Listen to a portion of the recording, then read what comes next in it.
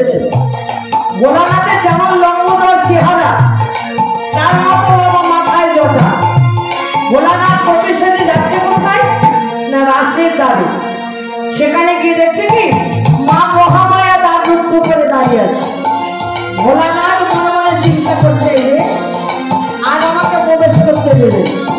তাই নত মস্তকে ভোলানাথ যেই দাঁড়িয়েছে, মা মহামায়া দেখে বলে উঠছে, হ্যাঁ গো, বলি বলো বলো তুমি কারে ভালো নেই,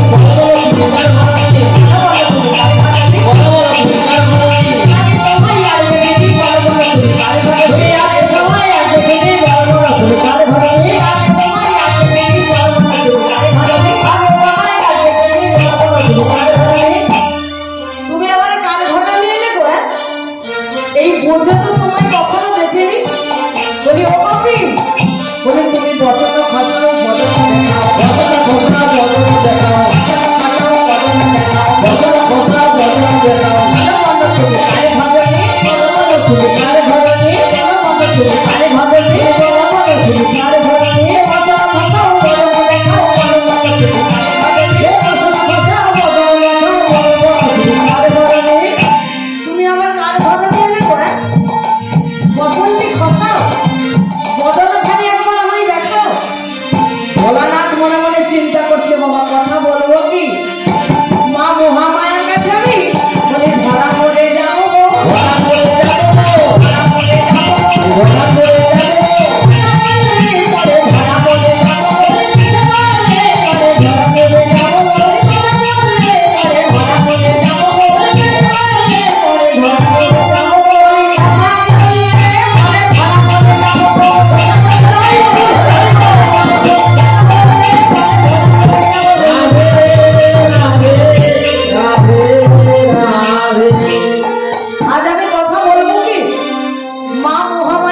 ধরা পড়ে যাবো, ভোলানাথ করেছে কি বাবা অপমান করতে টেনে দাঁড়িয়ে আছে। মা মহামায়া করেছে অপমান করতে ধরে বলে যত বলে দেখি দেখি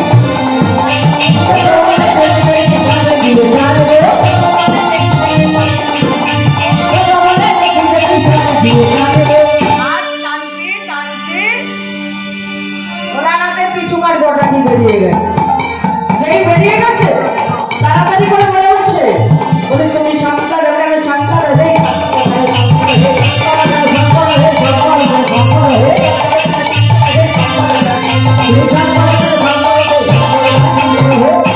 আমি কেন শঙ্কর হয়েছি জানো?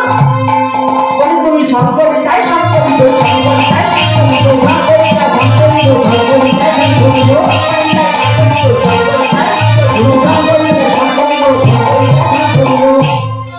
তুমি যে শঙ্করী তাই তো আমি শঙ্কর হয়েছি, একবার আমাকে প্রবেশ করতে দাও।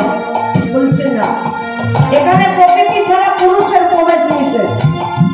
পুরুষ যদি প্রবেশ করে তাহলে কিন্তু তার গর্ভে সঞ্চার হবে।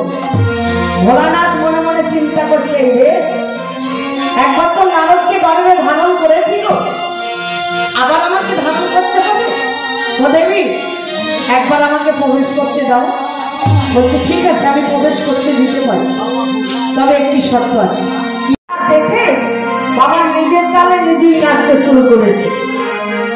বলি বাজুয়া বাজিছে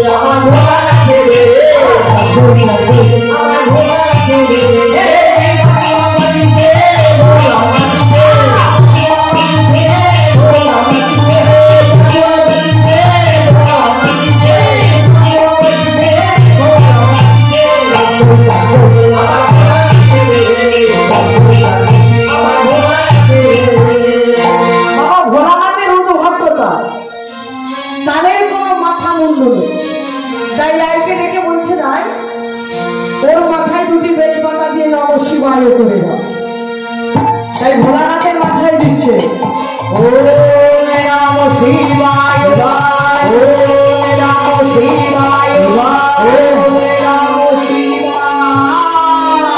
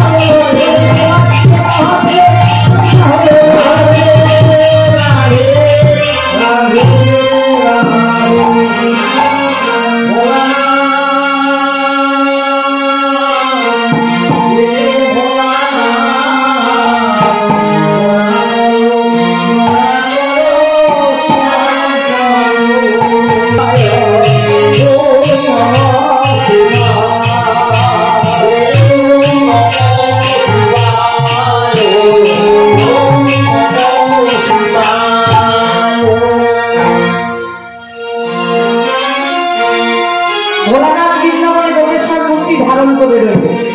যারা গেছেন তারা দেখেছেন, বা যারা যাবে তারাও দেখবে যে আজও বৃন্দাবনে গোপেশ্বর মূর্তি ধারণ করে আছে। তাই গাড়িতে ডেকে বললেন, রায় চলো চলো, আর দেরি না।